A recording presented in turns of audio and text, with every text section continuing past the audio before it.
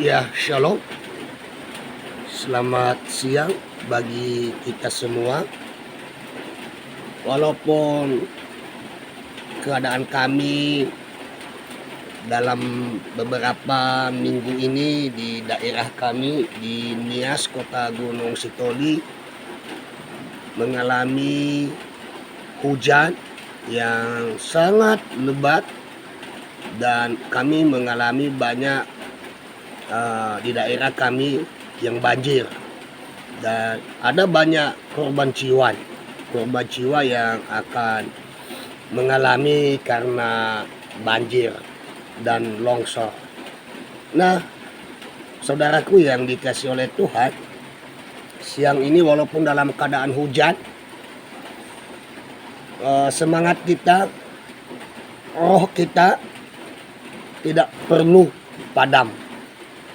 Kita harus selalu semangat merenungkan sebagian dari kebenaran firman Tuhan, karena firman Tuhanlah sumber dari segala sumber dalam hidup kita. Oleh sebab itu saya akan mau menyampaikan sebagian dari kebenaran firman Tuhan yang terambil dari Roma 12 ayatnya yang ke 15. Demikian firman Tuhan. Bersukacitalah dengan orang yang bersukacita, dan menangislah dengan orang yang menangis.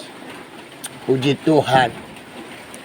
Saudaraku, mungkin ayat ini sering sekali kita baca atau sering sekali kita dengarkan, tetapi izinkan saya untuk menyampaikan ayat ini mungkin metode yang berbeda. Nah, saya akan berbicara untuk kita semua, buat saudara-saudara saya yang seiman, dimanapun Anda berada. Saya berbicara yaitu berempati, ya, berempati. Haleluya. Di situ tadi, bersukacitalah dengan orang yang bersukacita. Tentu di bulan Desember ini kita bersukacita. Kenapa saudaraku kita bersukacita? Karena ada banyak orang yang bersukacita merayakan, ya, mempersiapkan diri, memperingati hari kelahiran Yesus Kristus adalah Tuhan dalam rupa manusia. Nah, ada juga di dalam bulan Desember ini mengalami seperti yang terjadi di daerah kami, Nias, Kota Gunung Sitoli, mengalami banjir, longsor, dan banyak hal yang terjadi. Tentu juga kita harus menangis, ikut sedih kepada orang yang sedang menangis. Apa sih yang bisa kita perbuat dalam hal itu? Nah, saya kasih contoh saudaraku, atau perumpamaan. Nanti kalau ada nama yang saya sebut ini jangan tersinggung. Itu bukan nama Anda, ini hanya perumpamaan. Nah, ketika mendengar bahwa ada warung, tenda, tempat jualan Ibu Yanto, roboh. Saya percaya yang mendengarkan ini tidak ada yang bernama Ibu Yanto, ya. Sehingga nanti dia pikir warung saya belum roboh. Tapi ini hanya perumpamaan saudaraku yang dikasih oleh Tuhan. Nah, contohnya saya segera mengajak teman saya kasih namanya, ya, Pak Kamtom. Nah, kayaknya kayak orang Jawa nih ya, kamto, ya, untuk melihat apa yang terjadi. Dan saya berunding apa yang harus kita kerjakan. Tindakan kami muncul bukan karena rasa kasihan saudaraku, ya, kepada Ibu Yanton, ya, tetapi lebih karena rasa empati. Rasa empati, memiliki sesuatu roh, mengingat Ibu Yanto hidup sendirian, saudaraku yang dikasih oleh Tuhan. Kita tahu dia itu hanya sendirian. Dia tidak punya apa-apa. Warungnya roboh. Tentu kita harus berempati. Nah, oleh sebab itu saudaraku yang dikasih oleh Tuhan, apa yang kita perbuat, tentu kita memperbuat apa yang kita punya. Apa yang kita miliki.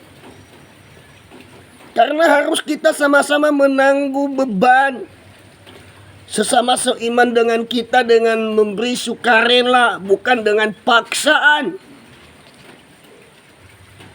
Nah, tidak memiliki anak dan baru saudaraku yang dikasih oleh Tuhan, Ibu Yanto ini baru 5 bulan suaminya meninggal. Berarti bisa kita katakan bahwa dia ini adalah seorang janda, ya. Dia tidak punya anak. Warungnya di pinggir jalan roboh. 5 bulan yang lalu kekasih hatinya meninggal, meninggalkan dia. Nah, rasa empati lebih dari sekedar kasihan. Nah, itu perhatikan saudaraku. Rasa empati itu lebih dari sekedar kasihan. Sebab empati menurut keterlibatan secara emosional karena dia merasakan apa yang telah dirasakan oleh Ibu Yanto ini, ya. Dia memberikan contoh seandainya terjadi dalam diri saya seperti apa yang dialami oleh Ibu Yanto ini, kira-kira begitu. Untuk mendapat merasakan, mengalami seperti yang dialami oleh orang lain. Hal itu ditujukan oleh Yesus, di mana kita melihat kesedihan yang ditujukan oleh Maria dan Marta kepada Lazarus, saudaraku. Ya, kepada Lazarus, saudaranya laki-laki. Ya. Karena meninggal. Yesus ikut menangis dan bersedih. Itu nanti bisa dibaca di dalam Yohanes 11 ayat 33 sampai 38. Ya. Yesus ikut bersedih bersama-sama dengan mereka. Bukankah kita harus meneladani Kristus tersebut? Dan firman juga mengatakan, saudaraku yang dikasihi oleh Tuhan, di ayat yang ke-15 tadi, bersukacitalah dengan orang yang bersukacita, dan menangislah dengan orang yang menangis.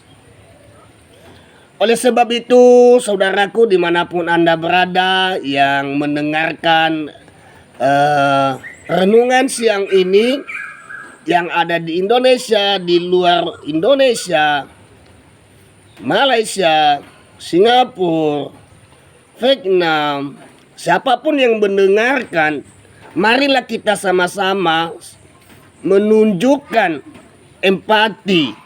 Dan saya mau katakan, tunjukkanlah empatimu bukan saja bagi saudara seiman, tetapi juga kepada orang-orang yang membencimu.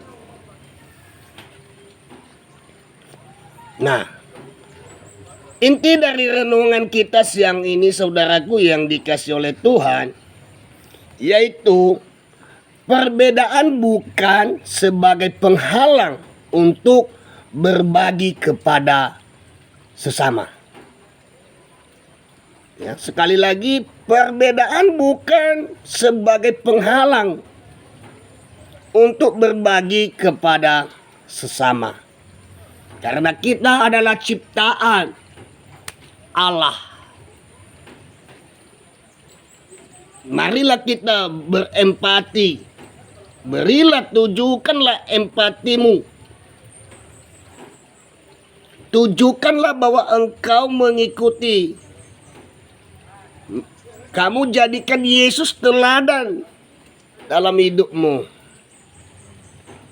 Walaupun secara fisik saya beberapa hari ini mungkin capek juga dalam pelayanan karena juga mengalami hujan dalam pelayanan, saya kurang sehat. Saya meminta dukungan doa buat Bapak Ibu dimanapun Anda berada. Karena doa-doa Anda lah yang bisa membuat saya sembuh. Karena doa-doa kita lah, maka bangsa kita ini akan terselamatkan. Karena doa-doa kita lah daerah kita diberkati, karena kita dipilih dari antara banyak orang.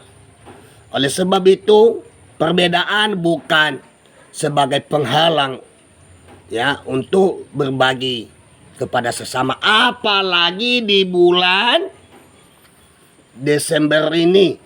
Mari kita sama-sama berbagi apa yang bisa, tapi bukan dengan paksa, dengan sukarela. Selamat siang, selamat menikmati makanan siang bersama dengan keluarga tercinta Anda. Tuhan Yesus memberkati kita semua. Amin.